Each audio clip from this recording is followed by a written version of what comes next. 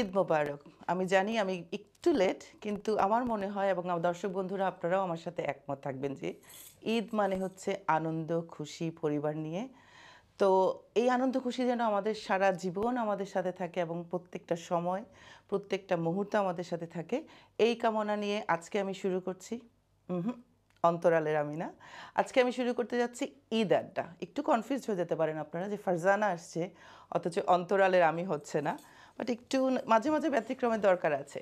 তো আজকে যেটা করছি সেটা হচ্ছে ঈদ আড্ডা। আমার সাথে আছে দুজন দম্পতি। শুধু দম্পতি বললে ভুল হবে, তারা ইউকে মিডিয়া ইন্ডাস্ট্রির ভালো সেলিব্রিটি। হয়তো ভাইকে চিনেন, ভাবিকে চিনেন না, অথবা দাদাকে চিনেন, দিদিকে চিনেন না। একটু কনফিউজ হয়ে গেলেন যে ভাই, ভাবি এবং দাদা, দিদি বলে ফেললাম। আপনাদেরকে আর কনফিউশনে রাখবো না। আপনাদের সবাইকে আমন্ত্রণ জানাচ্ছি ফারজানা জেসমিন আহমদের পক্ষ থেকে এবং LB24 এর পক্ষ থেকে ঈদ আড্ডায়। চলুন পরিচিত হয়ে আসি আমার আজকের সেলিব্রিটি কি বলবো গেস্টদের সাথে। আমার ডান পাশে রয়েছেন, আপনারা সবাই তাকে চিনেন, আমাদের সিলেটের গৌরব এবং আমরা বলবো আমাদের ইউকেরও গৌরব, সঙ্গীত জগতের আমাদের শতাব্দী, আমি দিদি বলি, শতাব্দী দিদি। দিদি ঈদ মোবারক। ঈদ মোবারক। সাথে আছেন আমরা তো মহিলাদেরকে বলে থাকি অর্ধাঙ্গিনী, তো এখানে কি বলবো, যাই হোক সাথে আছেন আমাদের দাদা। দাদা ঈদ মোবারক, ভালো আছেন? আলহামদুলিল্লাহ। আর সাথে যে আছেন দর্শক বন্ধুরা, অনেক দিন পরে তারা আপনারা তাকে দেখছেন আমাদের এই ক্যামেরায়। আমার অনেক পছন্দের একজন মানুষ, আমার মিবি ভাবি। ভাবি ঈদ মোবারক, ভালো আছেন? LB24 এর সবাইকে ঈদ মোবারক, অনেক শুভেচ্ছা। আর অনেক ভালো লাগছে আপনারা আমাকে ইনভাইট করেছেন, থ্যাংক ইউ। আর সেম একই কথাই বলছি যে অর্ধাঙ্গিনী বলবো না, আমাদের সাথে আছে খসরু ভাই। খসরু ভাই কেমন আছেন? ভালো আছি। ঈদ মোবারক। তো আজকে এই যে LB24 এ এসে আমরা এতক্ষণ ধরে যে যুদ্ধ করলাম, দর্শক বন্ধুরা আপনারা জানেন যখনই আমরা কোনো লাইভ করতে যাই বা কোনো প্রোগ্রাম করতে যাই, আমাদের লাইট, ক্যামেরা, আসলে আমরা সবসময় বলে থাকি যে আমরা যারা হোস্ট করি অথবা যারা গেস্ট থাকে তাদের অনেক কাজ, কিন্তু তা না, আমাদের বিহাইন্ড দ্য সিন যারা আছেন, আমাদের ক্যামেরাম্যান, আমাদের সাউন্ড চেক। সো এতক্ষণ যে আমরা যে যুদ্ধ করলাম, আপনাদের চারজনের কাছে আমার প্রশ্ন, কেমন লাগলো এই যুদ্ধ দেখতে? ভাবি তো ইউজ টু। আসলে অনেক ভাল লাগলো। আর নতুন একটা ফ্যামিলি, আজকে ফার্স্ট টাইম মিট হলাম, LB24। আর ফ্যামিলি তো সব কিছু একসাথে করলে তো ভালোই লাগবে। অনেক মজা লাগছিল, অনেক কষ্টও লাগছিল, ওনারা এত মানে সিস্টেমে আসতে একটু দেরি হচ্ছিল, সাউন্ড সিস্টেম সব কিছু। আর আমি সবার আগে বলবো আমাদের ক্যামেরার পিছে যারা আছে তাদেরকে আবারও ধন্যবাদ, ইভেন ঈদ মোবারক। দিদি কিছু বলো। আমি বলবো প্রথমেই ধন্যবাদ জানাবো LB24-কে। আমি আজকে ফার্স্ট টাইম না, আমি ওনাদের প্রোগ্রাম এর আগেও করেছি, কোভিডের আগে করেছি, আরও দুবার করেছি। তো প্রতিবারই ভালো লাগে, ওনাদের একটু দেরি হলে কোনো সমস্যা নাই। LB24 এর স্টুডিওতে একটু বেশিক্ষণ থাকার একটু সুযোগ হয়, আমি অন্যভাবে দেখছি বিষয়টা। তো বরাবরই ভালো লাগে, যার কারণে আপনি যখনই বললেন আমি আসার জন্য ছিলাম, যে আরও বিশেষ করে ঈদের প্রোগ্রাম, আজকের আয়োজনটা ঈদ আয়োজন। থ্যাংক ইউ সো মাচ LB24-কে, থ্যাংক ইউ সো মাচ আপনাকে এই সুন্দর আয়োজনে আমাদেরকে নিয়ে আসার জন্য। অনেক ধন্যবাদ। দাদা আর ভাই কিছু বলবেন? আজকে যেহেতু আমরা আড্ডা দিতে বসছি, আজকে কিন্তু কোনো আমরা সিরিয়াস কথাবার্তায় যাব না, একদমই আড্ডা। তো তারপরেও একটু মনে হয় না নিজের প্রশংসা শুনতে সবারই ভালো লাগে, তো LB24 এর প্রশংসা শুনতে আমার ভালোই লাগবে, তো যদি একটু শুনি। না, নরমালি তো LB24-কে সবসময় আমি ফলো করি। অবশ্যই, থ্যাংক ইউ। সব প্রোগ্রামগুলো আমি দেখি বা ইন্টারনেটেও সব কিছু খবর টবর দেখা হয়, এই জন্য LB24-কে থ্যাংক ইউ দেওয়া যায়, সবসময় সব কিছু আপডেট করে রাখে। থ্যাংক ইউ, অনেক ধন্যবাদ খসরু ভাই। দাদা দাদা মনে হয় আমাদের কথার মাঝখানে হারাই গেছিল। না না, আমি কথা মাঝখানে হারাই যাই নাই। আমার আসলে একটা স্বর্ণালী দিনের কথা মনে পড়তেছে, শুনে আসি। আজ থেকে বেশ বছর আগে, মনে হয় কোভিডের আগে 2018 সালের একটা অনুষ্ঠান LB24-এ। তখন আমার ওয়াইফ সে গান করতে এসেছিল এখানে। আমি তখন থেকে আমি LB24 ফলো করি। তো তখন সে গান করতেছিল এখানে, আমার মিউজিশিয়ান ছিল মনে হয়, তার সাথে ডগলাস ভাই বাজাচ্ছিল। আমি ওই সময়টা আমি ফিল করতেছি এখন এই স্টুডিওতে বসে। তো তখন সে আমাদের সিলেটের গর্ব কারি আমিরুদ্দিন সাহেবের একটা গান করেছিল, যৌবন নদীতে প্রেমের জোয়ার এলো। ওই গানটা তখন আমি থাকতাম হচ্ছে ওমানে, মিডল ইস্টের একটা কান্ট্রি। তো তো ওমানে বসে আমার দোকানে বসে আমি ওই লাইভের মধ্যে ওই গানটা আমি শুনেছিলাম। তো আমি ওই গানের ওই সময়টা তখন আমি কোথায় ছিলাম আজকে, এবং আমি আমার সেই আজকে আপনি সেই LB24 স্টুডিওতে বসা, তখন তো ওই চিন্তাটাও ছিল না যে এরকম হবে। হ্যাঁ, আমার সেই প্রিয় শিল্পীটা যাকে আমি ফলো করতাম, তাকে আমার সঙ্গিনী, জীবন সঙ্গিনী হিসেবে পেয়ে গেছি, জীবন সঙ্গিনী হিসেবে পেয়েছি, এবং তার পাশে বসে সেই স্টুডিওতে বসে আমি তার পাশে বসে ইন্টারভিউ দিচ্ছি, এটা আমার জন্য এটা আমাদেরও গৌরব যে LB24 আপনাদেরকে সেই এত বছর পিছনে এবং একটা মধুর স্মৃতিতে নিয়ে যেতে পারছে। কি বলেন ভাবি? অনেক ভালো লাগছে আসলে, এটা তো অনেক মনের ব্যাপার। আর আপনাকে আসলে অনেক লাকি বলবো, কারণ দিদি এসেছে বেশি দিন হয়নি, সেই মনে হয় সেদিন আমার মনে হচ্ছে যে ইটালি থেকে আসলো আর আমি শো করছিলাম 2016 বা 15 হ্যাঁ হবে। 15 কি 16 আর এখন আপনি বললেন যে আপনার বউ উনি, আর আপনি অনেক দিন লেগে গেল। আমি এটাই ফিল করতেছিলাম। আমি তখন আমি আমার প্রিয় একজন সঙ্গীত শিল্পীর গান শুনতেছিলাম, আজকে পাশে বসে আমি আজকে সেই প্রিয় সঙ্গীত শিল্পী আমার সঙ্গিনী, জীবন সঙ্গিনী, এটা অনেক বড় পাওয়া, অনেক বড় পাওয়া। আজকে সে আমার সহধর্মিনী, আমি তার পাশে বসে সেই স্টুডিওতে বসে আমি ইন্টারভিউ দিচ্ছি আপনার সামনে। Thank you so much LB24 এবং আপনাকে বিশেষ করে ফারজানা, অনেক অনেক ধন্যবাদ দাদা। যেটা বলছিলাম দর্শক বন্ধুরা, আমার তো ভাবিকে তো সবাই চিনে, একসময় যারা মিডিয়া ইন্ডাস্ট্রি সে প্রথম সময় স্বর্ণযুগ যেটা ছিল, এখনো আছে, বাট তখন কাকে আমি বলবো স্বর্ণযুগ। ওই সময় আমাদের মিমি ভাবি একজন ভালো, মানে আমারও অনেক কিছু শেখার আছে ভাবির কাছ থেকে, খুব ভালো একজন প্রেজেন্টার, একজন হোস্ট, অনেক মেলা করেছেন। তো ভাবির সাথে দর্শক বন্ধুরা আমি একক একটা ইন্টারভিউ নিব সেই অন্তরালের আমিতে, ততক্ষণ পর্যন্ত ওয়েট করবেন আপনারা, কিন্তু আজকে একটু আমরা আড্ডা দিই। তো যেহেতু আপনি বলছি দাদা দিদি দর্শক বন্ধুরা, তো আপনারা বুঝতেই পারছেন, বাট দিদি আমাদের সাথে এবং দাদা আমাদের সাথে এমনভাবে জড়িয়ে আছে যে আসলে এখানে ধার্মিক ব্যাপারটা আমাদের একদমই আসে না, রাইট? তো আমার আসা উচিত না, কিন্তু দিদি তারপরে তোমাকেই প্রথম প্রশ্ন করি, ঈদ কেমন গেল? আসলে ছোটবেলা থেকেই কেন জানি না ঈদ ভালো কাটে, আর যখন ঈদ আসে তখন যেন আমারও একটা পরব আসতেছে, কারণ কোনো না কোনো ভাবে দাওয়াত খাওয়া, এবং যেহেতু গান করি সেই ক্ষেত্রে গান ঈদের দিন কোনো না কোনো ভাবে প্রোগ্রাম থাকে, এবং আশেপাশের মানুষগুলো সবাই আমরা উদযাপন করছি প্রোগ্রামে গিয়ে গান গাওয়া। যে আমি যেহেতু সঙ্গীতটাকে যখন থেকে পেশা হিসেবে নিয়েছি, তো এরপর থেকে রেগুলারই হয় টিভি শো এবং ইয়ের শো থাকেই, এবং ঈদ যখন আসে তো আমাদের একটা প্রিপারেশন থাকে, কি পরবো, কি খাবো, এবং ঈদে কোনো না কোনো ভাবে ভালো খাওয়া হয়, গানে গেলেও ভালো খাওয়া দাওয়া হয়, এবং টিভিতে গেলেও খাওয়া দাওয়া হয়। তো ঈদের আয়োজন মানে আমি এটা আলাদাভাবে দেখি না, কারণ এটা আমাদের মনে করি এটা আমাদেরই। তো দিদি যখন বলেই ফেললো দাদা কি পরবো, এখন বলেন দিদিকে কি দিচ্ছেন ঈদে? আসলে আমরা বাংলাদেশে যারা আমরা বাংলাদেশে বসবাস করি, বাংলাদেশের বাইরে যেহেতু থাকি, তারপরও আমাদের অন্তরে একটা বাঙালিয়ানা কাজ করি। তো সেক্ষেত্রে আমরা আমাদের যে পরবগুলো আসে, যেমন আমাদের পূজা আসে বা দুইটা ঈদ আসে, ঈদুল ফিতর বা ঈদুল আজহা, তো আমরা এই দিনগুলোকে বিশেষভাবে সেলিব্রেট করি। তো এইবারে আমার বউকে আমি বিশেষ করে কি দিছি এটা আসলে ক্যামেরার সামনে বলাটা ইয়া হবে না একটু, তারপর আমি দিয়েছি, আমি সেলিব্রেট করেছি। আচ্ছা, সেলিব্রেট তো করেছে, হ্যাঁ সেলিব্রেট ঠিক আছে, আমরা না হয় নাই জিনলাম একটু। বিশেষ দিনগুলো আসলে মিস করি না, কারণ আমরা সীমিত সময়ের জীবন, তো প্রত্যেকটা পর্বে আমরা এনজয় করতে চেষ্টা করি। আর আমি বিশেষ করে এই যে ধর্মের মধ্যে কোনো একটা বাধা বিপত্তি বা কোনো একটা সিস্টেম থাকবে, এগুলো আমি ব্যক্তিগতভাবে একদমই এটা থাকা উচিত না আসলে। মিডিয়া অথবা যে কোনো জিনিসই ধর্ম যার যার কাছে তার, কিন্তু আনন্দ যতই আমরা শেয়ার করব সবার সাথে মিলে, সেটার মধ্যে আরো বড় আনন্দ পাবো বেশি। যদিও দিদি আমাকে, দর্শক বন্ধুরা, দিদি আমাকে একটা গিফট দিয়েছে ঈদের সময়, সেটা হচ্ছে আমার খুব পছন্দের একটা গান। ঈদের দিন আমাদের একটা প্রোগ্রাম ছিল একসাথে, এবং দিদি আমার অনুরোধ ওই গানটা গেয়েছে। অবশ্যই দিদি অনেক অনেক ধন্যবাদ, এটা আমার একটা গিফট। চলে যাই খসরু ভাইয়ের কাছে। ভাই, জানি তো ভাবি যেটা পরে আসছে ঈদের ড্রেস, কিন্তু এটা ভাবি কিনছে না আপনি কিনে দিয়েছেন? আচ্ছা, না চয়েস দিয়ে এখন হয় না, এখন মানির যুগ, এখন হানির যুগ নাই, এখন মানিটা কোথা থেকে আসছে সেটাই আমি জানতে চাচ্ছি।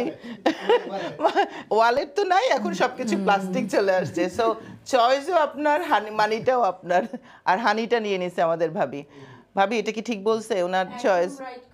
কারণ আজকে আসলে আমি ফার্স্ট টাইম লাইভে বলছি, আমি কিন্তু আমার হাজবেন্ডকে ডাকি হানি বলে। আমি শুনছিলাম, আমি শো শুরু হওয়ার আগে যখন আমরা কথা বলছিলাম, সবচেয়ে ইন্টারেস্টিং হলো যে without money no honey, but এটা ভুল হবে, কিন্তু আমি ভেরি লাকি পারসন যে আমার এরকম একটা ভালো হাজবেন্ড যে আমাকে শুধু ভালোবাসে না, আমার সব কিছুকে ভালোবাসে। এটা আসলে সত্যি কথা ভাবি যে বলে এটা হলো কথার কথা যে without money no honey, but এগুলি আসলে যখন একটা সম্পর্কের ব্যাপারে চলে যায় এই ব্যাপারটা থাকে না, বাট তারপরে আমরা একটু যোগ করার জন্য বলে ফেলি without money there is no honey. ভাই আপনি তো দিচ্ছেন, তো ভাবির দায়িত্ব ছিল রান্না বান্না করা, ঠিক আছে, এখন আপনি বলেন আপনার পেট পুজো ভালো মতো হয়েছে কিনা? ভালো করে খাওয়া রান্না আরম্ভ করলে শেষ হয় না। ভাবি কি রান্না করে খাওয়ালো আপনাকে এদের? আমাদের তো বাংলাদেশের যে কালচারটা আছে, সন্দেশ, সমোসা, এগুলা সব কিছু, বিরিয়ানি টিরানি সব কিছুই রান্না হয়েছে। হ্যাঁ, রান্না তো হয়েছে। তো এত বছরের সংসারে রান্না ঈদের দিন কি স্পেশাল আপনার জন্য করা হয়েছে সেটাই খালি জানতে চাচ্ছি। ঈদের স্পেশাল কি ছিল? আমরা তো পোলাও বিরিয়ানি খাই সবসময়, গরুর মাংস এগুলা তো। সো ঈদের জন্য, ঈদের দিন আপনার জন্য একটু স্পেশাল। কুরবানির মাংস তো এইটাই স্পেশাল। ঘোরাফেরা হয়েছে না খালি খাওয়া দাওয়াই? আড্ডা। খাওয়া দাওয়া, ঘোরাফেরা। আসলে ঈদ মানে তো আনন্দ, আর ঈদ মানে হলো পরিবারকে নিয়ে আনন্দ করা। অবশ্যই।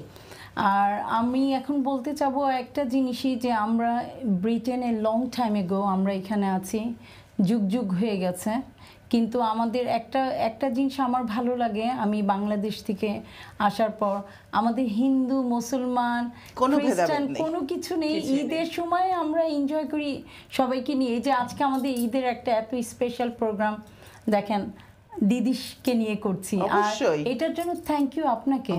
আসলে আপনি যে মানে এত সুন্দরভাবে যে মানে পুরা আমরা একটা ফ্যামিলি অ্যাকচুয়ালি, আর এই ফ্যামিলিতে আমরা কাউকে অন্য চোখে দেখছি না, আর এটাই হলো সবচেয়ে বড় চাওয়া। কারণ আমি যেরকম, দিদিও এরকম আপনার কাছে, কারণ আমরা যখন আমার ভালো লাগছে ঈদ বলেন, আজকে পুজো বলেন, মানেই হচ্ছে আনন্দ, আনন্দ, আর মানেই হচ্ছে আনন্দ ছড়িয়ে দেওয়া। শুধু আনন্দ না, পরিবার মানে এটা না যে বাবা মা ভাই বোন, পরিবার মানে হচ্ছে আমাদের পুরো কমিউনিটি, আমরা যাদের সাথে চলছি। সো সেই ক্ষেত্রে দিদি আর মিমি ভাবি আমার কাছে কোনো তফাৎ নাই, সবাই আমরা একসাথে পরিবার। তো ছেলেমেয়েরা কেমন ঈদ করলো? দিদির কাছে যাচ্ছি না, ভাবির কাছে যাচ্ছি।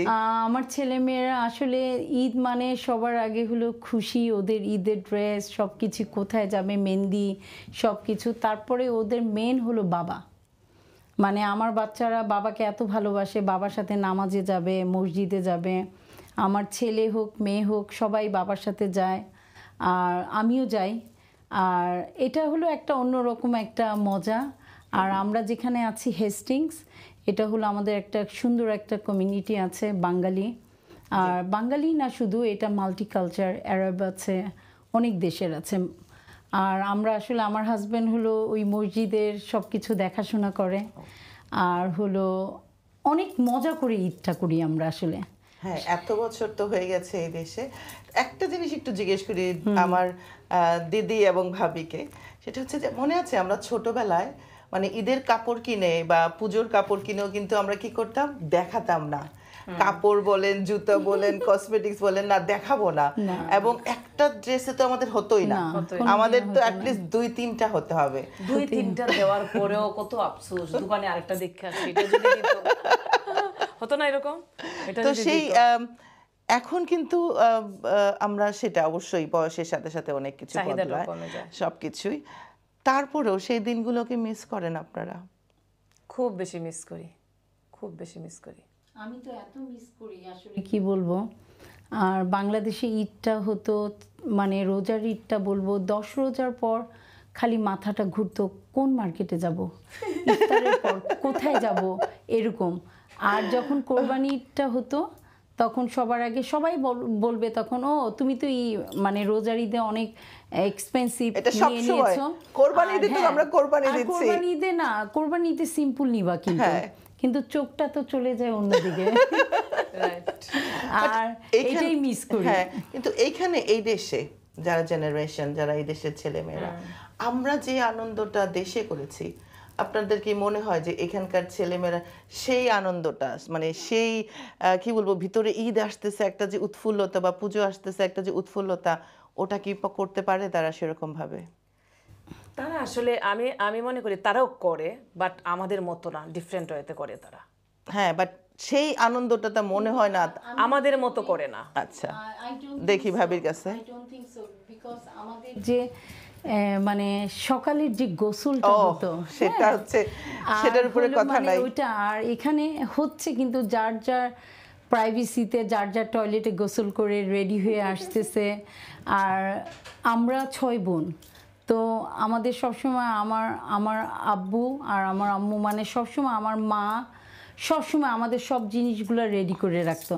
আর কোনটা লাগাবো কি করব এরকম পাগল। কিন্তু এখানে মানে যার যার ঘরে রেডি হচ্ছে, মজা করছে। এখানে আমার শ্বশুরবাড়ির সবাই আছে, তো ফুপুও দেখছে, খালাও দেখছে, কিন্তু ওই মজাটা আমি ফিল করি না।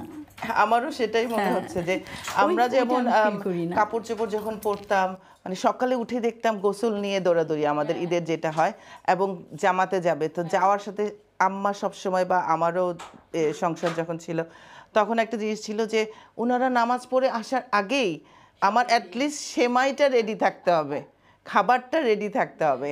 সো আসার পরে যে সালামের ধুমটা লেগে যেত, আর সালামের ব্যাপার, ওইটা তো আর এই জিনিসটা আমার মনে হয় না যে এই দেশের ছেলেমেয়েরা পাচ্ছে। বাট এটার কারণটা কি? আমরা তো সেই আমরা যেটা পেয়ে আসছি, আমরা কেন দিতে পারছি না?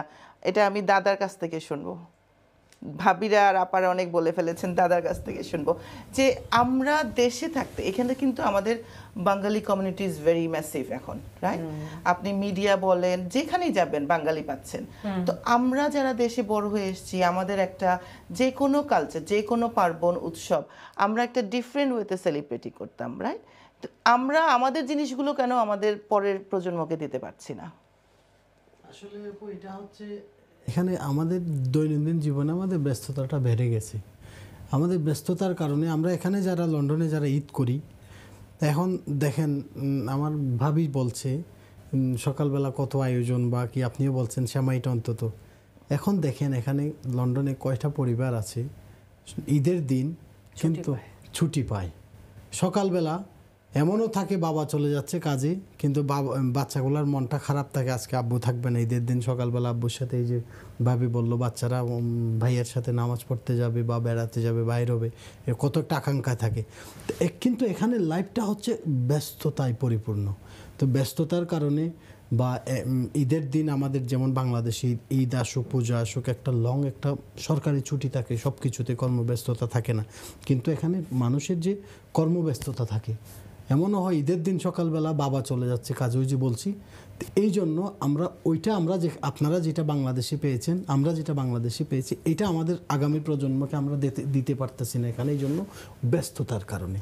সো দাদার কথা মতে ব্যস্ততার কারণে খসরু ভাইয়ের কাছ থেকে শুনবো।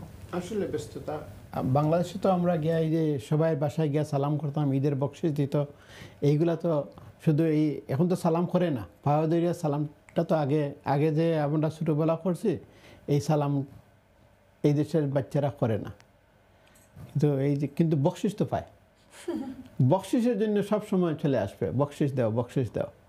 তো সবাই ব্যস্ততা, কিন্তু যতটুকু পারা যায় বাচ্চাদের জন্য করা, এটা তো করতেই হয়। হ্যাঁ, এই জিনিসটা যেটা খসরু ভাই বললেন, যে আমি এখন আরো অনেকের কাছ থেকে শুনেছি যে বাবা মার পায়ে ধরে সালাম করা হয় না। কিন্তু আমি আসলে ধর্ম নিয়ে কথা বলবো না, তারপর আমার মনে করি যে বাবা মার পায়ে ধরে সালাম করার পারমিশনটা উপর আল্লাহর কাছ থেকে আমরা পেয়েছি। ওটা তো আছে, কিন্তু মেন হলো যে আমি যে এত বড় হয়ে গেছি, আমি তো আমার বাচ্চারা বড় হয়ে গেছে, কিন্তু আমি আমার হাজবেন্ডকে সালাম করি, ঈদের সালামি, ইভেন বকশিসটা নেই, আমার সালামি দাও। ইভেন আমার বাচ্চারা আমার ঘরের মধ্যে সালাম তো বাবার পা ধরেই করতে হবে। কিন্তু আসলে আমার হাজবেন্ড যেটা বোঝাতে চেয়েছে, আমার বাসায় না, এটা হলো বাইরে, কেউ সালাম, আসসালামু আলাইকুম, ঈদ মোবারক, আসসালামু আলাইকুম।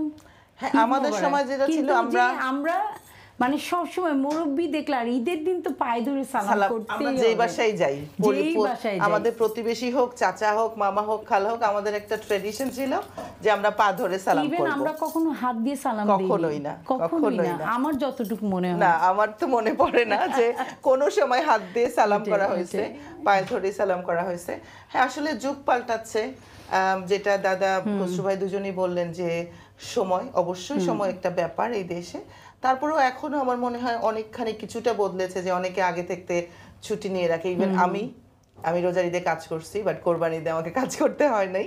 সো এইটা একটা ব্যাপার, এটা আমরা চাইলেও হয়তো করতে পারি না, চাইলেও হয়তো করতে পারি না। হ্যাঁ, এটা একটা আসলে ব্যাপার। তারপরেও আমরা চেষ্টা করব যে আমাদের প্রজন্মকে আমরা যেভাবে, যেমন শুধু ঈদ না, একটু বলে রাখি, যখন আমরা আগের সময় আমার মনে আছে যে আমরা স্কুল থেকে ফিরে জোহরের আজানের পরে বা দুপুরের পরে আমরা খেলতে চলে যেতাম মাঠে। হ্যাঁ, এখন তো মাঠে খেলাধুলার প্রশ্নই ওঠে না, এখন হচ্ছে কম্পিউটারে সবাই গেম খেলতেছে, এবং ঠিক মাগরিবের আজানের আগে ঘরে ঢুকতে হবে। সো আমরা যেই মজাটা করেছি এটা এখনকার প্রজন্ম পাচ্ছে না, সেটা অবশ্য ঠিক কথা। তো যাই হোক, এখান থেকে আবার একটু সরে আসি, যেহেতু আমরা মিডিয়ার মানুষ, সবাই আমরা এখানে মিডিয়ার। তো টিভি চ্যানেলে প্রোগ্রাম কি দেখা হয়েছে? ঈদের প্রোগ্রামগুলো? ঈদের অনেক বিজি ছিলাম আমি, এবার অনেক বিজি ছিলাম, আসলে একটাও প্রোগ্রাম দেখা হয়নি। কিন্তু ইউটিউবে তো এখন দেখতে পাচ্ছি, এখন সবকিছুই চলে আসছে। এই যে আরেকটা কথা যে যুগ পাল্টে গেছে, সেটাই দেখতে পাচ্ছি। কিন্তু মানে টাইমলি যে ঈদের একটা প্রোগ্রাম, ওটা ওভাবে যেটা দেখা আগে হয়নি। হতো দেশে থাকলে, ওই যে ঈদের দিন ঈদের নাটক ইত্যাদি, আনন্দ মেলা। তবে হ্যাঁ, আমি ইত্যাদি আমার এত বড় হয়েছি, জীবনে আমি বাদ দিইনি এখন পর্যন্ত, ইউটিউবে দেখে যাচ্ছে। তো আমি অবশ্য এখানের মিডিয়া দর্শক বন্ধুরা যারা টিভি চ্যানেলগুলো আছে তাদেরকে আমি অবশ্যই ধন্যবাদ দিব, যে ঈদের দিনে তারাও চেষ্টা করে 3 দিন ব্যাপী অনুষ্ঠান করার। এটা আসলে আমাদের জন্য অনেক বড় পাওয়া, অনেক বড় পাওয়া। দিদি কি ঈদের কোথাও প্রোগ্রামে গান গেয়ে এসছেন? হ্যাঁ, ঈদের প্রোগ্রামে একটা গান করেছি, যে প্রোগ্রামে আপনি ছিলেন, আপনার জন্য গান করেছি। আর এইবার টিভিতে যাওয়া হয় নাই, রোজার ঈদেও গিয়েছিলাম টিভিতে। রোজার ঈদেও আমার সাথে গান গেয়েছেন দিদি? গান করেছি, ওই আপনার সঙ্গেই থাকা হয় বেশি। আসলে গত কয়েক বছর যাবত ওনার সঙ্গে থাকা হয়। ঈদের দিন রাতে ওই দিদি গিয়েছিলাম, আর এখনো মনে হচ্ছে রমজানের রোজা শেষে এলো খুশির ঈদ। খুব এনজয় করেছি। এটা ওনাদের একটা প্রোগ্রাম হয়, এখানে সবাই ফ্রেন্ড সার্কেল মিলে প্রায়ই হয় প্রোগ্রাম, মাসে কয়েকটাই হয় বলতে গেলে। তো অধিকাংশ প্রোগ্রামেতে আমি নিজেও দাওয়াত পাই। এখানের যে আনন্দটা, এটা আমার জীবনে, আমি গান করছি, করে যাচ্ছি, যাব হয়তোবা, এবং গান নিয়ে আমি বিভিন্ন দেশে যাই, বিভিন্ন অঞ্চলে, বিভিন্ন এলাকার মানুষের সামনে গান করি। কিন্তু জীবনের কিছু কিছু স্মৃতি আসলে এগুলো ভুলতে পারবো না, এবং স্বর্ণময় সময় হয়ে আমার হৃদয়ে থাকবে আজীবন। ওনাদের এখানে একটা ফ্রেন্ড সার্কেল আছে, এখানে আমি সবারই ছোটো বোন, সবাই ডাকে দিদি, বাট আমি ছোটো বোন, যথেষ্ট আদরে আমি এখানে যাই, যথেষ্ট সম্মানে গান করি। তো ওইখানে যে আনন্দটা হয় যেন থেমে না যায়, আমি প্রার্থনা করি যেন থেমে না যায়। তোমার প্রার্থনা যেন কবুল হোক দিদি, কারণ আমিও চাই না আমাদের, কারণ আমাদের তখন মনে হয় কি আমরা আসলে ঈদ করছি বা পূজো সেলিব্রেশন করছি। এটা অবশ্য সত্যি কথা লিমিটেড মানুষ, আনন্দের শেষ নেই এখানে, কোনো ঈদ বাদ যায় না, কোনো বিশেষ পরবগুলো মনে করেন এই যে ভ্যালেন্টাইন্স ডে, এরকম ঈদ, তারপরে Christmas night, first new year, প্রত্যেকটা অনুষ্ঠানে মাসে যদি 3-4টা হয় তাহলে, আর অধিকাংশ অনুষ্ঠানে আমার যাওয়া হয়, কি যে আনন্দ হয়। বর্তমান সময়ে এই অনুষ্ঠানে বেশি শো করি বলতে গেলে। বেঁচে থাক প্রত্যেকটা মানুষ, সবাইকে এখান থেকে সবাই যদি দেখে অবশ্যই দেখবে, তোমার প্রোগ্রাম আবার না দেখবে, মিমি ভাবি প্রোগ্রাম না দেখবে। আচ্ছা, আমরা মেয়েরা মনে হয় বেশি কথা বলছি, আমি কিন্তু প্রশ্ন করব না এখন। আপনারা কিছু বলেন ঈদ নিয়ে, আপনাদের কাছ থেকে কিছু শুনি, আমি প্রশ্নই করব না। আমরা মেয়েরা আসলে বেশি কথা বলে ফেলছি। আপনি বেশি কথা বলতেছেন না আপু, কারণ আপনাকে LB24 থেকে দায়িত্ব দেওয়া হয়েছে আপনাকে বলার জন্য, এবং আপনি অত সাবলীল ভাষায় কথা বলেন। আপনি যে একটু আগে বলছেন ঈদের সময় টিভির কি প্রোগ্রাম দেখা হয়েছে, আসলে ব্যস্ততা এখানে সবসময় আমি বলেছি ব্যস্ততা থাকে। তারপরেও ঈদের মনে 1 দিন বা 2 দিন পরে আপনি একটা শো করেছেন LB24-এ, আমি এটা আপনাদের ফেসবুক পেজ থেকে দেখেছি। আমাদের মনে হয় লন্ডনের আরেকজন সঙ্গীত শিল্পীকে আপনি আনছিলেন। এটা ঈদের আগে দাদা? ঈদের আগে। হ্যাঁ, তো ওই শোটা আমি দেখেছি। আমি প্রায়ই দেখি LB24-এর বিভিন্ন এপিসোডগুলো, বিভিন্ন প্রোগ্রামগুলো। তো ঈদের সময় যেমন আমার লন্ডনে এখানে অনেকগুলো টিভি চ্যানেল বা চ্যানেলস বলেন বা আইওন টেলিভিশন বা এনটিভি, এটিএন বাংলা, ওনারা যে শোগুলা করে আমি চেষ্টা করি আমার ঘরে আমি লাগাই রাখছি। আমি যখনই সময় পাই আমি আমার বউকে নিয়ে বিভিন্ন টিভি প্রোগ্রামগুলো এনজয় করি। ঈদটা অন্তত সেলিব্রেট করা, হ্যাঁ সেটাই। আসলে যেটা হয়েছে কি যে আমরা কিন্তু এখন বেশিরভাগই আমার মনে হয় একমত হবেন যে আমরা হিন্দি চ্যানেলগুলো দেখি, কিন্তু এই দেশে স্টার প্লাস তো এটা সেটা, কিন্তু আমি যখন এই দেশে আসছি তখন আমি ফিল করছি যে আমাদের বাংলাদেশ কি জিনিস। আমি বাংলাদেশে কখনো ইউটিউবে বাংলা নাটক দেখতাম না, তাই কিন্তু এই দেশে আসার পর আমি আজকেও আমি বসে ইউটিউবে বাংলা নাটক দেখি, যে বাংলা যে আমাদের কোথায় আছে আমাদের হৃদয়ে, এটা সেই এত দূরে বসেও আমরা ফিল করি। এবং আপনাদেরকে অনেক অনেক ধন্যবাদ, দিদি বলেন, মিমি ভাবি বলেন, যে আপনারা এই মিডিয়া ইন্ডাস্ট্রি থেকে ধরে রেখেছেন। আমি তো অনেক পরে, ভাবি তো অনেক আগে। দিদি তুমি তোমার গান দিয়ে সব কিছু দিয়ে যে আমাদের ইন্ডাস্ট্রি থেকে ধরে রেখেছো, আমাদের বাঙালি ঐতিহ্যটাকে ধরে রেখেছেন আপনারা, এটার জন্য আপনাদেরকে অনেক অনেক অনেক অসংখ্য ধন্যবাদ। আপনারা না থাকলে আমরা তো মনে হয় কাটতাম বসে বসে, সে ইউটিউব দেখতাম, মাঝে মাঝে তো মনে হয় যে একটু কোথাও বসে স্টেজে গান শুনি। তো অনেক ধন্যবাদ। এখন যেটা ভাবি একটু ওনাদের দুজনকে একটু শাস্তি দেই। দর্শক বন্ধুরা, দিদি গান গাইতে তো আপনারা সবাই জানেন, কিন্তু এই যে আমাদের দাদা ছুপা রুস্তম যে বসে আছেন, উনি কিন্তু খুবই ভালো গান গায় এবং আমার সৌভাগ্য হয়েছে দাদার গান শোনার। তো যদিও আমাদের এটা গানের প্রোগ্রাম না, তারপরেও বলেন তো এটা কি সম্ভব ভাবি, খসরু ভাই, যে দুইজন সিঙ্গারকে বসেই রাখবো আর আমরা বকর বকর করবো? না, এটা হতে পারে না। তো আপনাদের দুজনের কাছ থেকে, যদিও আমাদের সময় বা গানের প্রোগ্রাম যেহেতু না, আমরা একটা ডুয়েট শুনতে চাই। আচ্ছা, একজন এইটা কিন্তু করবেন না যে সিঙ্গারদেরকে বললে সিঙ্গাররা না না না না না, আমি গলা ব্যথা, আমার শরীরটা আজকে সব সিঙ্গাররা করে, ভুলেও এটা করবেন না। আমি করি কখনো, দিদি অবশ্যই করে না। একটা সিঙ্গার যখন গান করে সারা বছর ভরে অনুষ্ঠান বিভিন্ন ডেটে থাকে, কিন্তু আমরা জানি না কখন ঠান্ডা লেগে যাবে গলা, কখন শারীরিকভাবে অসুস্থ হয়ে যাব। তো যদি প্রোগ্রাম যদি আমরা লেট ডাউন করি, স্বাভাবিকভাবে আয়োজকরা খুব কষ্ট পায়। সো আমার যে পরিস্থিতিতে আমি যখন থাকি আমি যাই ঠিকই, অনেক সময় হয়তো বা গলাটা ভালো থাকে না বলে, বা একটু আমাদের সিস্টেম আছে একটু নিচে নামিয়ে গলা গেয়ে নিই। তবে আরেকটা কথা, আমরা দুজনে একটা গান গাইবো। হ্যাঁ, ওনাদেরকে এটার পরিবর্তে ওনারা কি করবে? ওনাদেরকে দিয়ে প্রেজেন্টিং করাবো এবং মডেলিং করাবো, ওইটা চিন্তা করেন না। আমি যার যার জায়গায় যাকে রাখছি দিদি। তো আমরা খুব পুরো গানটা হয়তো শুনতে পারবো না, একদম ফ্রি স্টাইলে 2 লাইন আপনাদের দুজনের কাছ থেকে। কোনটা করব বলো? বলো তোমার পছন্দের একটা করো। তোমার পছন্দের বলো। আচ্ছা, এই তোমার পছন্দ করতে করতে তো সারা রাত পার হয়ে যাবে, ওইটা আমরা হতে দিব না। একটা গান করি তাহলে, গানটা একটু রোমান্টিক গান, যেহেতু কাপল সং, রোমান্টিক গান করি একটা। তুমি ঢুকো, আমি ঢুকো আগে? তুমি ঢুকো। যদি তুমি না থাকো পাশে মরণে, কি আছে জীবনে আমার? বলো এবার তুমি। যদি তুমি না থাকো পাশে মরণে, কি আছে জীবনে আমার? যদি তুমি না থাকো পাশে মরণে, কি আছে জীবনে আমার? আমার কথাগুলো ভুলে গেছে আসলে গানের, এই মুহূর্তে এটাই আসছে গানটা। অনেক সুন্দর। দাদা আপনাকে কিন্তু আমরা স্টেজে দেখতে চাই, কি বলেন? হ্যাঁ দাদা, উনি কিন্তু আসতে চায় না, উনি আসতে চায় না, বাট আমরা যখন ছোটখাটো প্রোগ্রাম করি দাদাকে আমরা জোর করে টেনে আনি। এখন দিদি যেটা বলছিল যে তোমাদেরকে দিয়ে তো গান গাওয়ালাম, ওনাদেরকে দিয়ে কি করানো যায়? তো আমার এখানে তো আসলে র্যাম্পের জায়গা নেই, ভাবিকে দিয়ে আমি একটু প্রেজেন্টিং করাবো। ভাবি, আপনি ভাইয়ের ইন্টারভিউ নিচ্ছেন, কারণ ভাবি একজন ভালো প্রেজেন্টার। নাইস হবে আশা করি। আচ্ছা তুমি আমার দিকে তাকাও। ভাই হচ্ছে আপনার গেস্ট। হ্যাঁ, আসসালামু আলাইকুম, ঈদ মোবারক। ঈদ মোবারক টু ইউ। কেমন আছেন আপনি? আলহামদুলিল্লাহ। আপনার ঈদ কেমন গেল? খুবই ভালো গেছে। আর কি কি মজার মজার খাবার খেলেন? যা রান্না করছো তাই খাইছি। আপনি কি ভাই ভুলে গেছে যে আপনি এখানে প্রেজেন্টার, ভাই একজন গেস্ট। এটা খুব আপনি মজা বলতে হলো। পারতেন ভাইয়া যে আমার বউ অনেক মজার মজার রান্না করেছে, পেট করে খেয়েছি। যা রান্না করছে আমি খাইছি, ভেরি গুড। আসলে যা খাইছি মজা খাইছি। দর্শক বন্ধুরা, ভাবি যতই চেষ্টা করুক ঘরে একজন প্রেজেন্টার হওয়ার, সেটা ভাবির পক্ষে সম্ভব না, কারণ ভাই ওই বলে ফেলবে। ভাগ্য ভালো এটা আমরা নর্মাল টিভিতে ভাবিকে কোনো প্রোগ্রাম দেইনি। আচ্ছা, আরেকটা জিনিস একটু আমি খেয়াল করছিলাম, আপনারা যখন কথা বলছিলেন আমাদের দাদা আমাদের দিদির শাড়ি ঠিক করে দিচ্ছিল।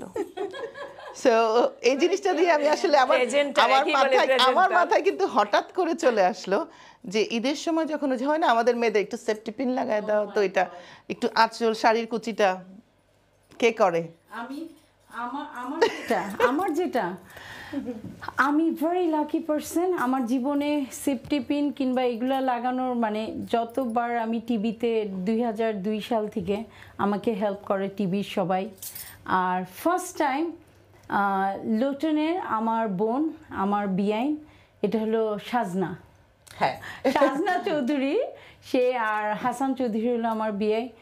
উনি আমাকে যেভাবে করে আদর করে, যেভাবে করে কাপড় ঠিক করে, পিন আপ কোথায় কিভাবে করতে হবে, আমি অনেক লাকি। আসলে আমি এত ভালো একটা ফ্যামিলি পেয়েছি, আর এটা আসলে কি আল্লাহর দান আমি মনে করি। অবশ্যই। আর আমার কোনটা কোন দিক দিয়ে ছুটলো, কোনটা কোন দিক দিয়ে, মানে এত সুন্দর করে সেট আপ করে দেয়। আর আমার মনে হয় কি আমি মনে হয় কোনো একটা শো চলছে, ওইটার জন্য সব রেডি হচ্ছি। তা আমাদের খসরু ভাই কোনো হেল্প করে না? একটু না, আঁচল ও কুচি যেটা করে সত্যি কথা বলতে, রেডি হওয়ার যে পরে রেডি হওয়ার পর না, ও দেখলে বলে খুব, আমি সত্যি কথা তো যেটা বলতে সত্যি, হবে, হ্যাঁ। ও আমাকে দেখলে শাড়ি পরে যদি নামি কিংবা খাইলা খাইলা লাগে।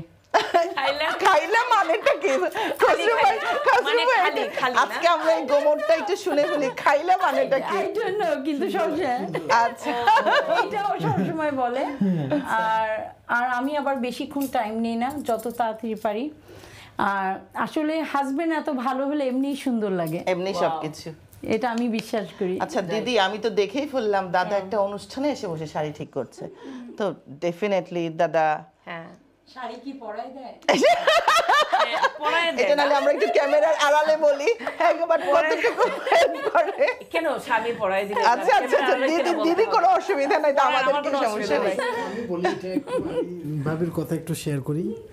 দেখেন, ধর্ম তো পৃথিবীতে আমাদের মানব জীবনটা পরিচালনা করার জন্য একটা যে নিয়ম বেঁধে দেওয়া হয়েছে, এটা হচ্ছে ধর্ম। প্রত্যেক ধর্মে নারীকে সম্মান দেওয়া হয়েছে, অবশ্যই। নারীকে সর্বোচ্চ পর্যায়ে সম্মান দেওয়া হয়েছে। কিন্তু একটা পুরুষের ঘরে যখন একটা নারী আসে, আমাদের ধর্মে বলে পুরুষের বাম পাশের হাড় থেকে নাকি তার সহধর্মিণীর সৃষ্টি হয়। তো আমি এই কথা, বুকের বাম পাশে, তো এই কথাটাকে আমি ফিল করে আমি আমার বউকে আমি চেষ্টা করি, সে আমার শরীরের একটা অংশ, তাকে যতটুকু সম্মানে রাখা যায়, যতটুকু তাকে আদর করা যায়, যতটুকু তাকে টেক কেয়ার করা যায়, এটাই। আপনি জানেন সে সঙ্গীত শিল্পী, গানে যায়, আমি চেষ্টা করি। অনেক ইয়ে আছে, সেলিব্রিটিরা, সঙ্গীত শিল্পীরা এখানে আছে। আমি মনে করি একটা স্টেজে যখন যাবে আমার বউকে সবার থেকে সুন্দর লাগবে। আমি আপনার চোখে বউকেই সুন্দর লাগে, হ্যাঁ। সাথে যত হুড়পড়ি থাকো। আমি তাকে সেভাবে সাজিয়ে দিতে চেষ্টা করি। একটা শোতে যাওয়ার আগে আমি তাকে জিজ্ঞেস করি কোন শাড়িটা পরতেছো, হ্যাঁ এটার সাথে কোন ব্লাউজটা যায়, কোন চুড়িগুলা যায়। বি অনেস্ট উইথ ইউ, আমি এইভাবে চেষ্টা করি আমি তাকে সবচেয়ে ভালো পর্যায়ে দেখতে, নিজে দেখাতে, এবং সবার কাছে এই জিনিসটা সবাই যেন খেয়াল করে। আজকে তো শতাব্দীকে যা লাগতেছে, মাশাআল্লাহ, এইটাই। তো আপু দোয়া বাহ করবেন। দাদা, আমার আর কিছু বলার নাই দাদা। আমি আপনাকে এখন দেখাতে পারবো, কিছুদিন আগে তার একটা গানের শুটিং হচ্ছিল, আমরা একটা বিগ বাজেটে তার গান করেছি। ওই গানটাতে ঢাকাতে মানে এফডিসি থেকে বড় একটা সেট আপ আনা হয়েছে, মডেল বা বিভিন্ন। এখন সেখানে গানটার মধ্যে তার ছোট্ট মানে 30 সেকেন্ডের একটা শ্যুট ছিল। এই 30 সেকেন্ডের শ্যুটটার মধ্যে আমি সেই শাড়ি পরতেছি, আমি তার পাইটগুলো বসে আমি ঠিক করে দিচ্ছিলাম, হাঁটু গাড়া দিয়ে বসে। ওই গানটার মধ্যে যে মডেলটা আপনি হয়তো দেখবেন, মেয়েটা খুব সুন্দরী, এই মেয়েটা দূরে বসে ভিডিও করতেছে, আমি তার লুকিয়ে লুকিয়ে ভিডিও করতেছে। পরে সে মানে আমার প্রশংসা করতেছে কিনা জানি না, সে কান্না করে দিছে, বলছে অত টেক কেয়ার করেন। মানে সে এটাই যাক, এটা ভগবানের পাওয়া বা উপরালার পাওয়া। এটা অবশ্যই হ্যাঁ, দিদিরও অনেক পাওয়া, মানুষটাও দাদারও এরকম। অনেক পাওয়া, এবং প্রত্যেক দম্পতির মধ্যে যেন এই ভালোবাসাটা থাকে এবং আছে বলেই আজকে আপনারা অবশ্যই একসাথে খুব ভালো আছেন, সুখে আছেন, শান্তিতে আছেন, এবং এইটাই আপনি আমাদের দোয়া দোয়া ওটাই থাকবে এইটাই যে আমরা দোয়া রাখবেন সব। অবশ্যই। এখন তো ঈদের আড্ডা হয়ে গেল, তো আমরা দেখে আসি একজন আরেকজনকে কতটুকু চেনেন। খারাপ অনুষ্ঠানের একদমই শেষ পর্যায়ে কেউ কারো দিকে তাকাতে পারবেন না। ভাবিকে দিয়ে শুরু করছি। দাদার প্রিয় রং, সরি ভাইয়ের প্রিয় রং কি? ওর প্রিয় রং হলো সাদা। ঠিক বলছে? জোরে বলেন, ঠিকই এত বলছে। সুন্দর করে বলছে। ঠিকই বলছে। প্রিয় খাবার? ওর শুটকির শিরা নিরামিষা। আমি জানি না এটা কি, কারণ আমি ঢাকার, আর আমি যখনই ওকে জিজ্ঞেস করি হানি তোমার কোনটা পছন্দ, শুটকির শিরা নিরামিষা। তা আপনি এটা রান্না করে খাওয়ান? না আমি, হ্যাঁ আমি রাঁধতে পারেন, but হ্যাঁ, আমি- actually- হ্যাঁ পারি, কিন্তু জিনিসটা এখনো আমি বুঝতে পারিনি, কারণ আমাদের ঢাকায় কিংবা বাংলাদেশের পুরো ওয়ার্ল্ডের মধ্যে নিরামিষ মানে বলে একটা ভেজিটেবল কারি, রাইট? হ্যাঁ অবশ্যই। আর শুটকির শিরা মানে এখন বুঝি, কারণ সিলেটের শুটকির শিরা এটা করে, এটা বুঝে ফেলছি, কিন্তু নিরামিষাটা আমি বুঝি না। ওই ও যে- নিরামিষটাই নিরামিষা, আর কি নিরামিষটাই অ্যাকচুয়ালি নিরামিষা। তো তাই শুনে ভাবি কি বাড়ি। ঠিক বলছে খসরু ঠিকই ভাই? আছে, ঠিকই আছে। কোন জিনিসে ভাই খুব বেশি ইরিটেট হয়? ভাই, আমি যখন একটু বাচ্চাদের সাথে একটু রাগ করি, এটা সে পছন্দ করে না। ঠিক আছে। অবশ্যই। ওর এই একটা জিনিসই খালি আর আমি তো মা, আমার মনে হয় যে এটা ঠিক হতে হবে আর ওদের শিক্ষা দিতে হবে, অবশ্যই, কিন্তু ওর বাবা সবসময় মনে করে ডাজন্ট ম্যাটার, ওদের শাউট করো না, এটা করো না। আর আমার 3টা প্রিন্সেস, একটা প্রিন্স, কিন্তু 3টা মেয়ের জান হলো বাবা, আর এটা আমার ভালো লাগে। কথায় আছে না, সবসময় বলে যে মায়ের ছেলে বাপকে বেটে। কিন্তু না, এটা মার ছেলে না, এটাও বাবের ছেলে। Very good. বাবার সো ছেলে। খসরু ভাই ভাবি যেটা বললো ঠিক, এটাতে বেশি ইরিটেট হন। না, বাচ্চারা সব সময় তো আদর করতে হয়। এটা কিছু হলো- কিছু সময় হ্যাঁ। কিন্তু শাসনের দরকার আছে, কিন্তু যেটা ও শাসন জিনিসটা বুঝে না। যেটা আমরাও পেয়ে করবে না, আসছি। কোনোদিনও। এখানে তো কোনো শাসনই হয় না, আমরা তো মার খেয়ে আসছি, এখানে তো থাপ্পড়ও দেওয়া যায় না, তাই না? তো সেটাই। ভাবি তাহলে 100-তে 100 ভাইয়ের কাছে আসি। না, আরেকটা প্রশ্ন করব ভাবিকে একদম শেষে। ভাবি কোন জিনিসে সবচেয়ে বেশি খুশি হয়? শোনা।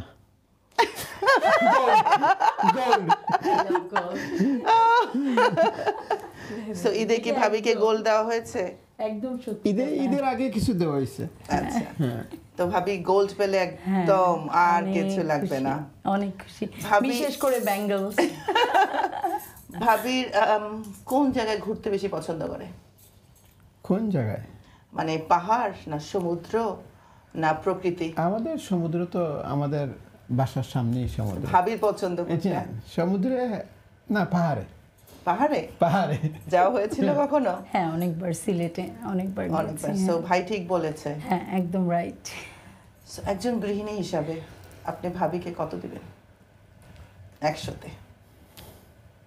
এইটা তো এখন বলতে হবে, সত্যিটাই বলতে হবে। সত্যিটাই বলতে হবে, আমরা মিথ্যা শুনতে রাজি না, আমিও না। আমরা না। বলা যায়, 100 বলা যায়, 100 বলা যায়। 99.9 না, সবই রাইট, 100%, 100%।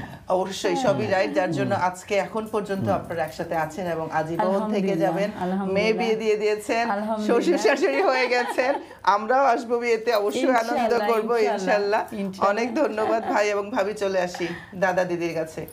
এই যে বিশ্বপ্রেমিক, ওমান থেকে বসে গান শুনে শুনে প্রেমে পড়ছে, LB20 তে এসে পৌঁছছে। তাও আবার LB24 তে এসে এসে পৌঁছছে। পড়ছে। হ্যাঁ, তো এই বিশ্বপ্রেমিককে প্রশ্ন করি, দিদির পছন্দের গান কোনটা? দিদির গাওয়া,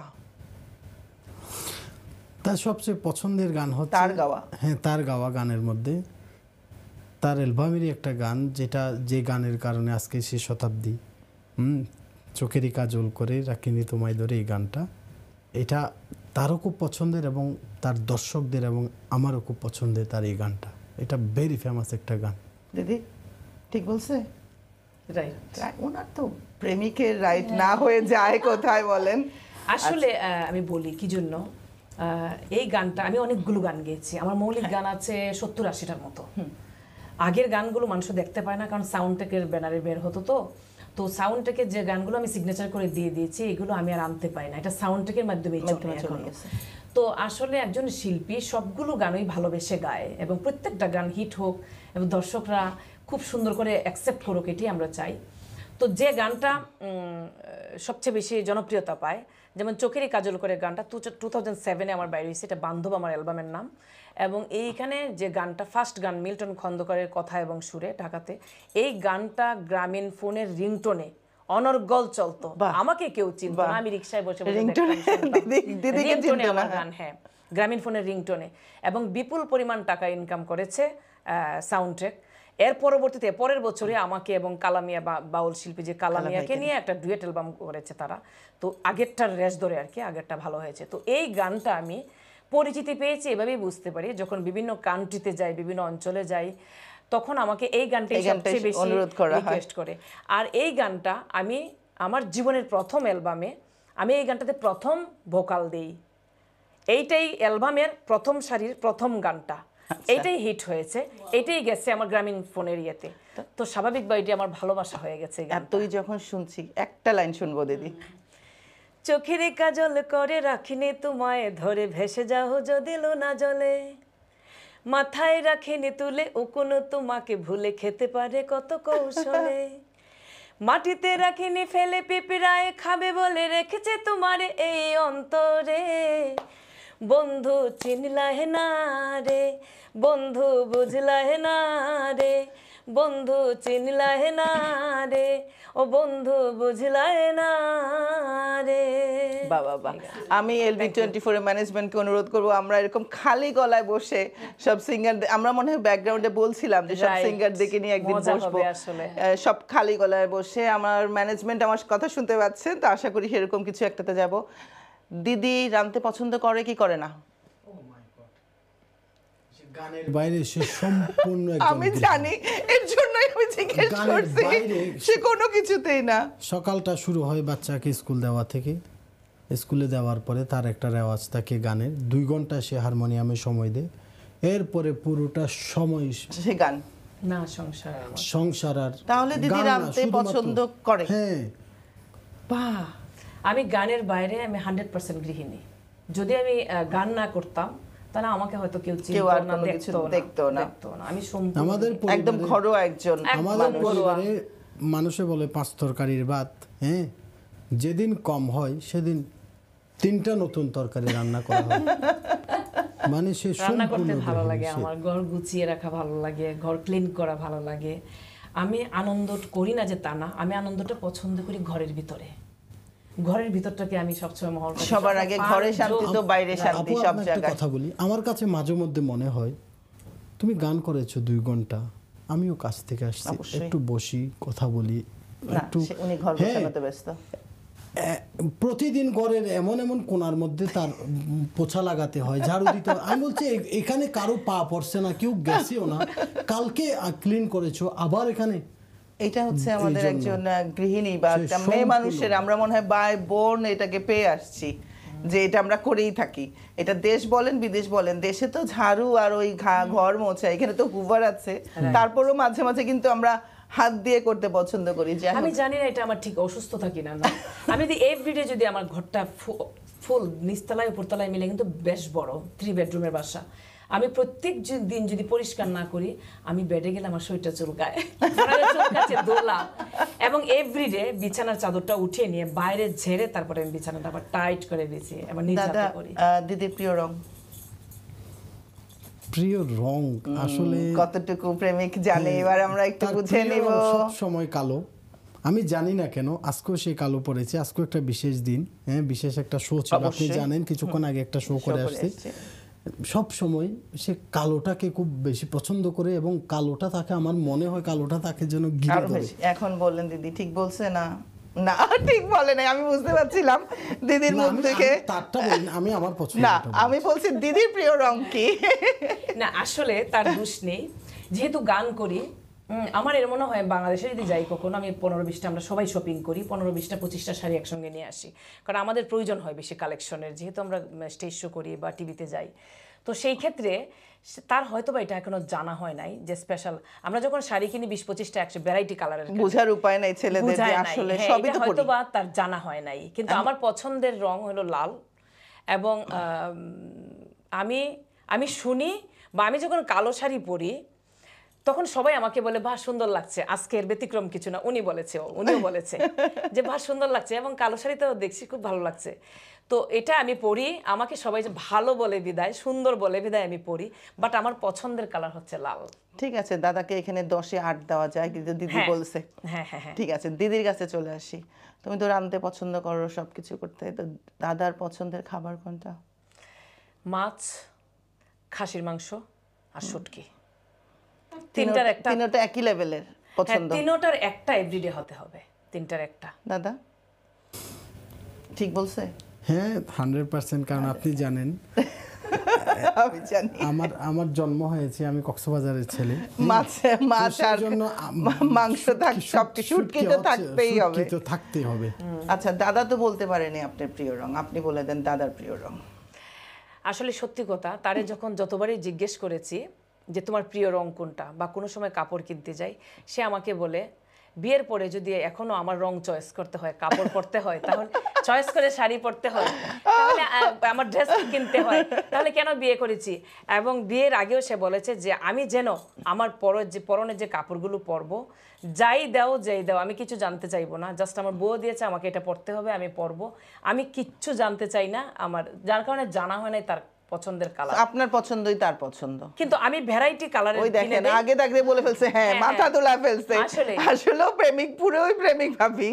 আজকে যেমন আমি যে একটা শোতে চলে গেলাম, সে ডিউটিতে ছিল, ডিউটি থেকে বাসায় আসবে, তো আমি 2টো টি-শার্ট বিছানার উপরে রেখে আসছি, ফোন দিয়ে বলছি তুমি কি পরতে চাচ্ছ, জিন্স পরবা? বলছে হ্যাঁ, আমি তো এখানে টিভিতে বসবো, জিন্সই পরবো না। ওকে, তো জিন্স পরবে, আর আমি 2টো টি-শার্ট রেখেছি, 2টা থেকে যে কোনো একটা পরে নিও।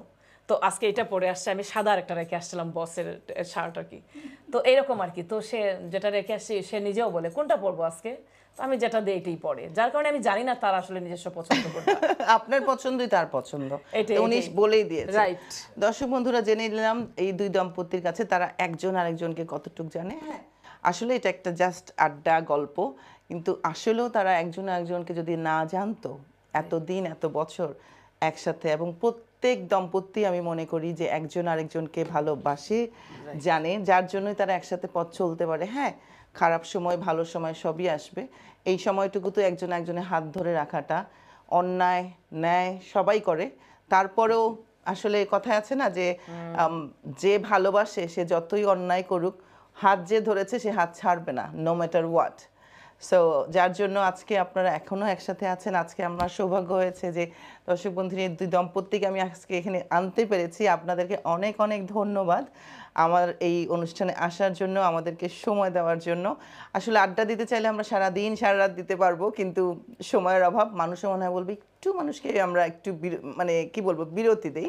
তো আজকের মতো আমি বিদায় নিব আপনাদের দুজনের কাছ থেকে, কিন্তু দুই দম্পতির কাছ থেকে আবার আপনাদের সাথে আমার দেখা হবে এবং কথা হবে। তো যাওয়ার আগে আমি ভাবিকে বলছি একটু LB24 সম্পর্কে, আমার সম্পর্কে একটু কিছু বলেন। আসলে আমি মিডিয়াতে অনেক বছর হয়ে গেছে, 22 বছর হয়ে গেছে। আর বাংলা টিভি থেকে আমার শুরু, তারপর চ্যানেল এস, তারপর চ্যানেল আই, ওনাদেরও একটা আমি মুভি করেছিলাম। আর হলো, আর আমার লাইফে টিভির পর যদি আমাকে যে এখানে মানে সবাই আমাকে চিনে এক নামে, সেটা হলো মিনাজ কিবরিয়া। আর তারপরে আমি আপনার ব্যাপারে বলতে চাবো যে সবাইকে চিনিয়েছি মিনাজ কিবরিয়া, কিন্তু আপনাকে যখন আমি ফার্স্ট দেখেছি একটা শোতে, আমি বাংলা টিভিতে তখন জেরিন নামে একজন ছিল প্রেজেন্টার, তো আমি সেকেন্ড বলবো যে আপনাকে আমি তুলনা করব ওনার সাথে, কারণ আপনার প্রত্যেকটা কাজ এত পারফেক্ট, ইভেন এত এনজয় করে সবাই, ইভেন আমি এত এনজয় করি। আমি যখনই মানে কি বলবো, LB24-এর যতগুলো শো আমি দেখতে পেরেছি, আই রিয়েলি এনজয়েড। আর থ্যাংক ইউ যে এত সুন্দর একটা চ্যানেল আমাদের আমাদের কাছে আছে, এখন এটা আমাদের পরিবার, অবশ্যই। আমাদের পরিবার। আসলে মিডিয়া, টিভি চ্যানেল নাম দিয়ে কোনো কিছু না, যে মানে LB24 আমার চাইতে বেশি কে দেখে জানেন? আমরা যে মিডিয়ার লোক, যত জনগণ, মানে ওরা এত নিউজটা এত বেশি পপুলার। মানে আমার হাজব্যান্ড তো প্রত্যেক দিন যদি না দেখে, প্রত্যেক রাতে আমার বেডে ও আসলে সবার আগে নিউজটা দেখবে LB24-এ। আর আসলে এইটা মেসেজ দিব আমি সবাইকে, পুরো ইউকে না, পুরো বাংলাদেশ, পুরো ওয়ার্ল্ডে, আসলে আমাদের সাথে থাকুন আর সবাই এনজয় করুন। আর আপনার কথা কি বলবো, আপনি তো আমার বোন, কিন্তু আপনাকে অনেক ভালোবাসি। আর আপনার প্রত্যেকটা প্রোগ্রাম সবাই এনজয় করেন, আমি দেখে বলছি না, কারণ আমি মিডিয়ার একজন অনেক বছর আগের থেকে, কিন্তু সবাই জানে যে আপনার প্রোগ্রাম সবাই কত এনজয় করে। অনেক ধন্যবাদ ভাবি। ভাইয়ের কাছে চলে আসি, যদিও ভাবি বলে দিল যে আপনি ঘুমানোর আগে একবার হলেও আমাদের নিউজটা দেখেন। আমার ফেভারিট অ্যাটলিস্ট খবরটা দেখা, আচ্ছা, at least before I go bed at least আমি একবার খবরটা দেখতে। Every night. এবং LB24 এর সৌভাগ্য যে সেটা আপনি দেখেন। অনেক ধন্যবাদ দাদা। কি বলবো, সেই ওমান থেকে LB24 দেখে আসছে, আসলে আর জিজ্ঞেস করার কিছু নাই, তারপরও শুনতে যাবো কিছু না। এইটা আপনি যখন বলছেন LB24 সম্পর্কে কিছু বলার জন্য, আসলে LB24 সম্পর্কে বলতে গেলে এটুকুই আমি বলেছি প্রথম থেকে, এখনও বলছি।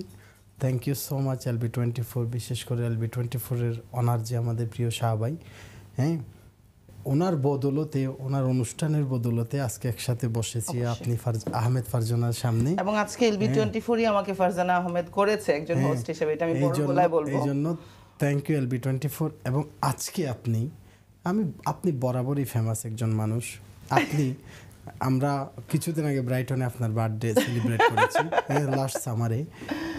আমরা সবসময় আপনি এই যে কমিউনিটির মধ্যে আপনি এত একজন প্রিয় ব্যক্তিত্ব, আপনি সবাই আপনাকে পছন্দ করে। ফারজানা আপু, বি অনেস্ট, আমিও আপনাকে খুব পছন্দ করি। আপনার কথা বলার স্টাইল লাজবাব। অনেক অনেক ধন্যবাদ দাদা। দিদি, LB24 এর প্রোগ্রাম আমি বললাম তো, আগেই বলছি, বেশ আগে থেকে করি এবং গুছিয়ে প্রোগ্রাম কয়েকবারই করেছি।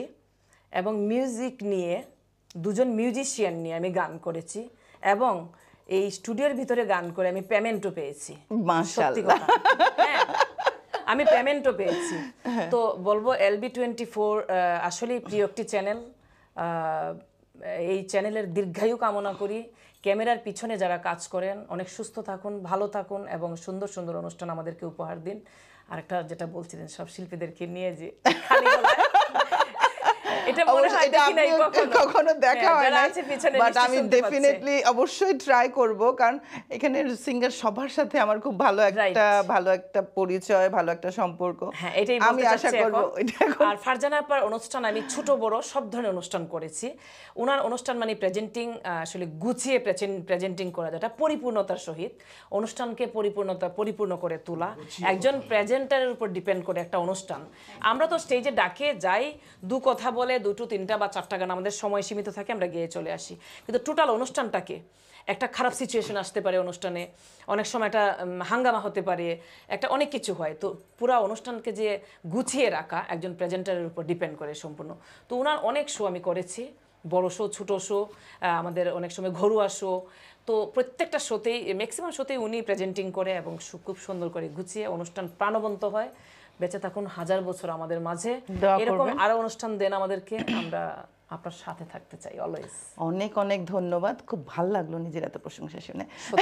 তারপরে আপনাদের সবাইকে, আপনাদের দুই দম্পতিকে অনেক অনেক শুভকামনা এবং আবারও ঈদ মোবারক। ইনশাল্লাহ আবার হয়তো কোনো এক ঈদে, ঈদ ছাড়াও আমরা হয়তো আবার বসবো, আড্ডা দিব। অনেক অনেক ধন্যবাদ, অন্যরকম ভালো লাগা একটা। Thank you so much. এই আপুকে, ভাইয়াকে তো চিনি, মাঝে মাঝে দেখা হয়, আপুকে অনেকদিন পরে আবার দেখা হলো। আর প্রিয় একজন মানুষ আমার, প্রথম দেখা, উনি আমার কাঁধে মাথা রেখে একটা ছবি তুলেছিল, প্রেজেন্টার ছিল। আর এই ছবিটা এখনো রেখেছি, আমি বলেছি শুরুতেই যে ছবিটা আমি আপনাকে দেখাবো বের করে। অনেক ধন্যবাদ আজকে আমাদের স্টুডিওতে আসার জন্য। আপনাদের কাছ থেকে বিদায় নিচ্ছি, অনেক ভালো থাকবেন। Thank you. Thank you. প্রিয় দর্শক মণ্ডলী, শুনলেন, দেখলেন, সবকিছুই গানও শোনানোর চেষ্টা করলাম আপনাদেরকে, একটু প্রেজেন্টিংও দেখানোর চেষ্টা করলাম। তো আশা করি আমাদের এই ঈদ আড্ডা আপনাদের ভালো লেগেছে। আপনাদের সবাইকে আবারও ঈদের শুভকামনা, দোয়া করি যেন আপনার সব সময় ঈদের যে আনন্দটা, আমরা একটা দিন না, আমাদের প্রতিটা দিন, প্রতিটা মুহূর্ত, প্রতিটা সময় আমরা যেন আমাদের পরিবারের সাথে, বন্ধুবান্ধবের সাথে সেভাবে আনন্দের দিন কাটাতে পারি। এই শুভকামনায় আজকের মতো আপনাদের কাছ থেকে বিদায় নিচ্ছি। আবারও আসবো সামনের বৃহস্পতিবার। হ্যাঁ, তখন ঠিকই আসবো আপনাদের সাথে, আপনাদের অন্তরালের আমি নিয়ে একজন গেস্ট নিয়ে। থাকবেন আমাদের সাথে, ভালো থাকবেন, সুস্থ থাকবেন, অবশ্যই LB24 টিভির সাথে থাকবেন। আল্লাহ হাফেজ।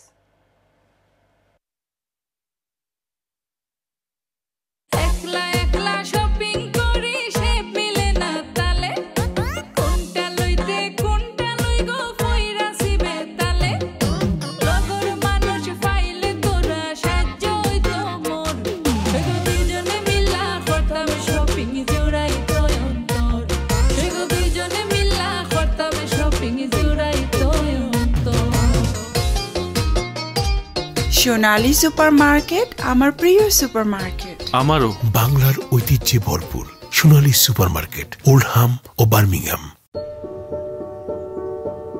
কোভিড-19 এখনও বিপজ্জনক। ৭৫ বছর বা তার বেশি বয়সী অথবা ইমিউন সিস্টেম দুর্বল এমন ৫ বছর বা তার বেশি বয়সীদের জন্য এখন চলছে কোভিড-19-এর ফ্রি স্প্রিং বুস্টার। ভাইরাস থেকে সুরক্ষা এখনো কিন্তু জরুরি। কোভিড-19 বুস্টার নিয়ে আপনার রোগ প্রতিরোধ ক্ষমতাকে আরও শক্তিশালী করুন। 30 জুনের মধ্যে 119-এ কল করে বা NHS-এর ওয়েবসাইটে অ্যাপয়েন্টমেন্ট বুক করুন অথবা আপনার স্থানীয় ফার্মেসিতে সরাসরি চলে যান।